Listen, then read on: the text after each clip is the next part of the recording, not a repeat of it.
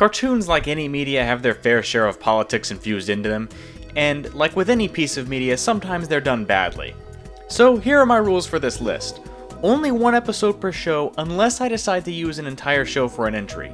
I've done this because there are a few shows whose nature is political, and it would be stupid to pick one episode since they're all similarly bad. I'm also going to add the disclaimer that this is not just a list of episodes I disagree with, and I'm not going to put an episode on this list just because I disagree with it.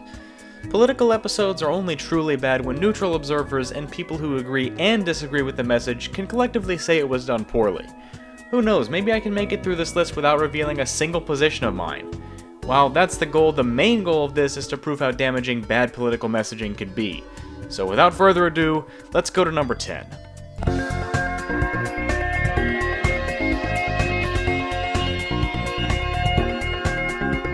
Yes, this episode counts. And even for people who thought it counted for this list, I bet very few of you actually expected to see it on here. But yes, environmentalism is a political ideology, and regardless of how noble you think it is, when a show takes the lazy route and decides to not portray any side of an issue properly, it wastes its time trying to be political at all. Why even try to make an argument when you have to water down your points just to force the people you agree with to be the good guys?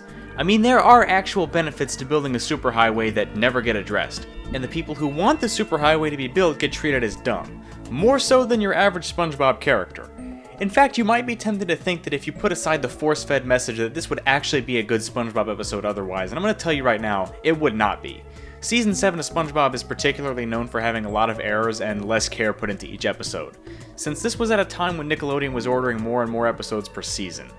As a result, we have moments where the writers just forget the characters' names and even voice actors don't bother ad-libbing the correct name.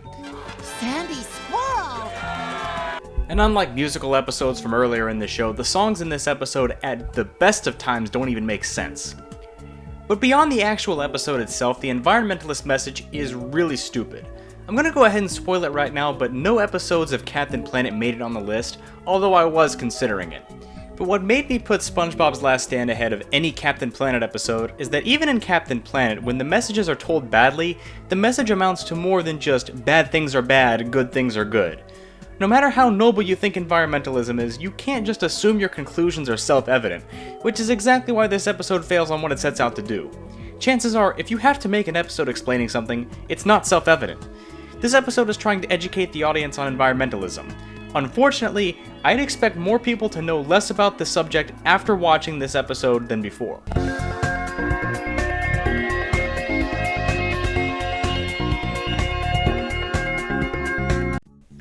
Oh, what can I say about this show that hasn't already been said before? I mean, this is generally regarded as one of the worst portrayals of political identity in a cartoon, despite the admittedly small but vocal fanbase the show has.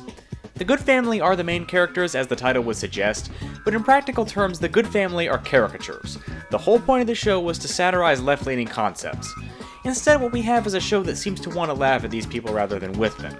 I truly believe this show could have worked if the writers were trying to make an exaggerated version of left-wing stereotypes. But it kinda seems like the makers of this show expected people to think this is what left-wing people really act like and really think like. In King of the Hill, one of Mike Judge's other shows, Hank and the other characters on the show could stand apart from the cultural and political messages the show put out.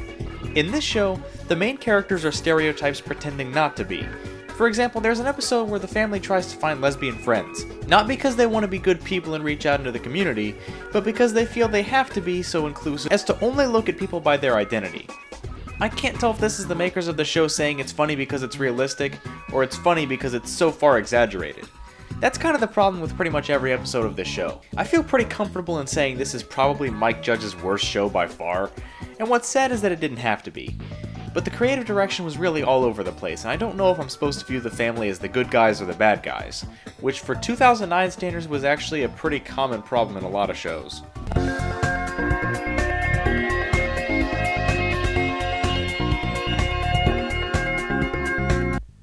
On this list, this is probably the episode that's the most ham-fisted attempt at a political message.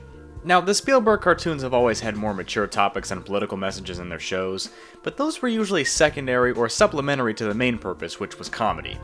And you all know how I feel about reboots. So the episode going in was one I wasn't expecting to deal with the subject of gun control very well. For any good analogy, in the context of the story in which it's presented, it has to make sense. They used rabbits because it made a pun and they didn't put any thought in it beyond that. In the context of the story, rabbits don't even make sense for this allegory. Guns themselves would have actually made more sense, and it would have been a more direct story. I'd actually respect the episode a lot more if they went that route. When this episode refers to buns, they mean guns, and because the comparisons are so by the book with no nuance to the story they're telling, that actually means I can't follow the story in context because I'm too focused on what they're actually saying. If you want to do a gun control episode, do it, but have it make sense. The only thing biting here is the satire. Oh, screw you!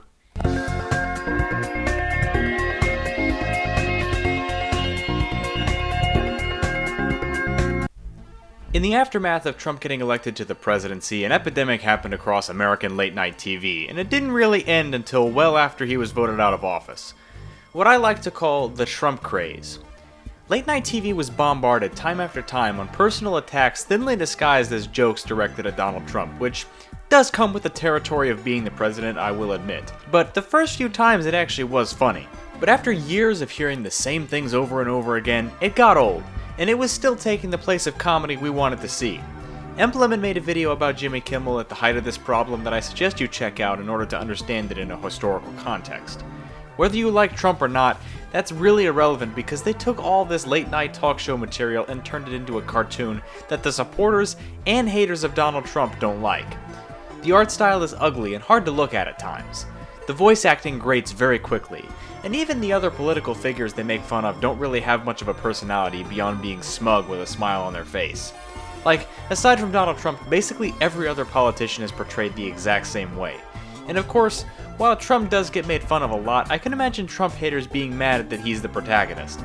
Like, if a show has a protagonist you don't like, it's only going to be a good show if he loses all the time. And the fact of the matter is that Trump often has victories in this show, which I imagine would rub people the wrong way. And honestly, the thing that hurts the show the most is that it was made based on events ongoing or events that just happened. But due to the need to be quick, they churn out episodes based on real-world events and use the poor animation as an excuse to do that. This is something South Park gets away with because it's funny, but if you don't follow American politics, it can be a problem. And even in South Park's case, the narrative structure did fall apart because seasons of the show stopped being episodic. Even the most invested person politically is bound to miss a few things when watching this show, and even for fans of the show, that means that not all the jokes are gonna land.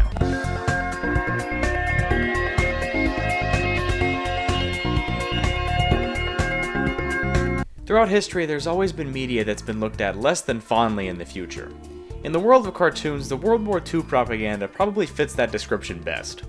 I'm gonna be rather brief about this since I think we all know why it's on the list. I guess the better question is, why is it only at number 6?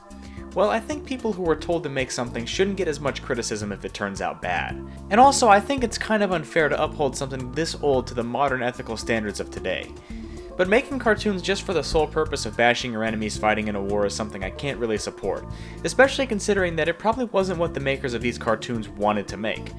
I don't think these are offensive, as that's the most common complaint about them, but they don't hold up well. The commentary has a wide range of qualities, and the World War II subject matter doesn't really fit with the tone of most of the cartoons of the era. It's okay to admire the historical significance while still acknowledging that satire doesn't have to be this on the nose about what it's portraying. Just because of the historical significance, that doesn't mean they're good if you watch them today. While the creative soul does seem to be sucked out of these cartoons, they led to the huge steps forward in the following decades, so can you even really be that mad at it?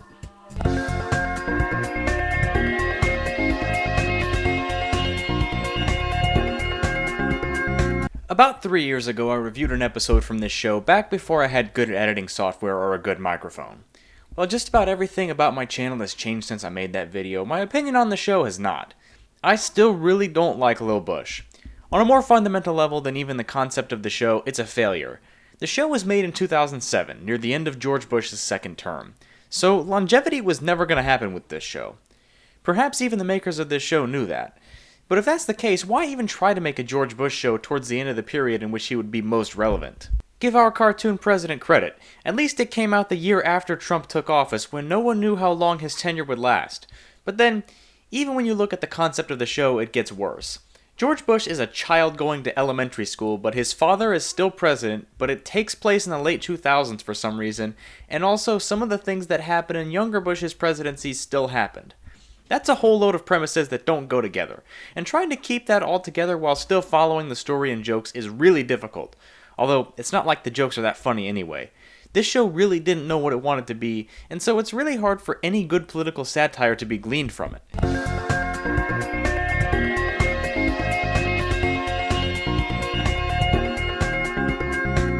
From one President Bush to another, this just had to be on the list.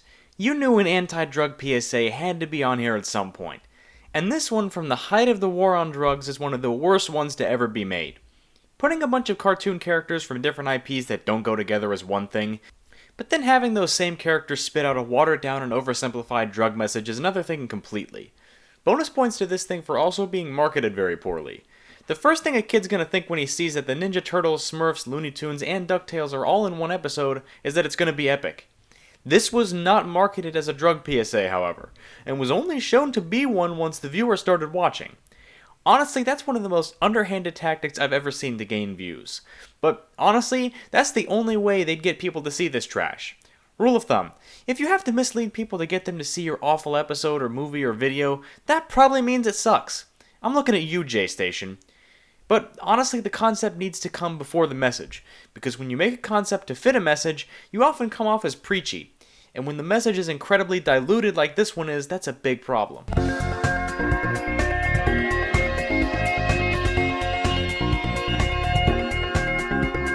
That's right, Bun Control wasn't the last gun control episode on the list, although I'm expecting most people to be puzzled by the order in which I put them. Most people hate Bun Control more than this episode, and it is understandable. At first glance, these remotes in the episode do seem to be better analogs for guns than rabbits. However, when watching this episode, I happen to think it's worse because of one tiny thing. In this episode, the writers seem to be confused about their own message. It's kind of transparent that the writers are anti-gun, but honestly, due to the message of the episode, you could see this in a very different light. I mean, the skeleton remotes basically do nothing. So, is that the writers saying guns don't do anything and they shouldn't be regulated? If nothing else, that's an implication they put in the episode and they don't do very much to disprove. They even treat KO as if he's overreacting to the whole situation, as if people who support gun control are paranoid and don't know what they're talking about. These problems seem to be unintentional, but they're what happen when you don't refine your writing and look for these bad implications. Message aside, the untrained viewer might have a hard time knowing what the message even is supposed to be because of how bad the comparison is. And even still, it's not the worst one in the world, as we've seen with Bun Control. The average viewer might not know which side the writing was even on until the ending, which is also a slap in the face. They use the "it was all a dream" trope, and then hit people with the "call your congressman" line. But it's not just the ending. The whole thing is a bad look. I mean, the whole show is set in a store that sells weapons to people. A show with that setting loses the right to talk about gun control. Sure, they're like cartoon weapons, but they're still weapons. And honestly, maybe that's another problem with the episode. The skeleton remotes don't really contrast with the upbeat tone of the show to be taken seriously enough.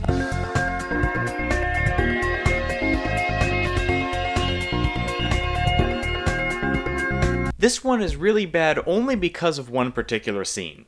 The rest of the episode is your standard Simpsons episode. Like most of the modern ones, I'm not really going to talk that much about the main episode. Sure, it's bland, but honestly you should expect that from modern Simpsons.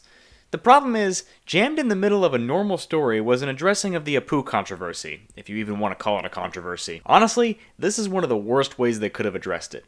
The whole idea that Apu was even offensive came from one dude that wrote a book. Seriously. If The Simpsons really wanted to address this, they wouldn't shoehorn one scene into a practically unrelated episode. Apu only appears in a picture frame in the episode. If you're going to address a controversy, address it full on. Have Apu actually appear in the episode. And honestly, some might say the controversy wasn't political in nature. I tend to agree that social and political issues are two different things, but to appease the people that don't agree, I've included this episode on the list. I mean, when this gem comes out, It's hard to say. Something that started decades ago and was applauded and inoffensive is now politically incorrect. What can you do? Some things will be dealt with at a later date. If at all. you've already lost the argument. This scene could be cut out of the episode and you'd lose zero story. But it's there because apparently it needed to be tacked on because they couldn't stay silent about some controversy, when really all the controversy amounted to was some guy that was angry and wrote a book. That's it. For The Simpsons to go out of its way and say something, but still not really say anything of substance, it makes me livid. Either address it full on or ignore it. Don't take the coward's way out of the situation.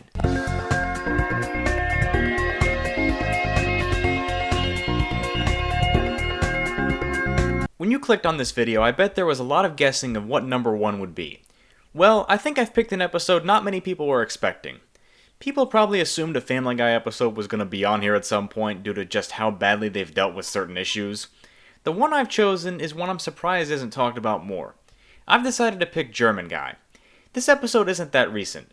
In fact, it's from back in the day when Family Guy was just starting to get bad, back in Season 9. But the message was so unintentionally awful, I just had to put it here. Do I think that any of the people involved intended the message to become this way? No. But because it did, that's a huge problem with not proofreading. In this episode, Chris becomes friends with an old man named Franz, and out of jealousy, Herbert tries to get him away from Franz because he's a Nazi. In this episode, they decided to make Herbert the hero, winning a fight scene at the end and everything. You cannot make Herbert the hero of any episode! His full nickname is Herbert the Pervert for a reason. He constantly tries to prey on Chris, and is well known to be a child predator who's after Chris. This character is known to be so awful, you can't go for the heartwarming ending and make this character a hero. And by making Herbert the hero of the episode, let me tell you what that means. That means that they're saying that you can be anything, up to and including a pedophile, and it's okay as long as you're not a Nazi. That is just new levels of awful stacked on top of each other. You might not have meant it that way, but when you don't revise your scripts, that's what you end up with. By all means, don't watch this episode.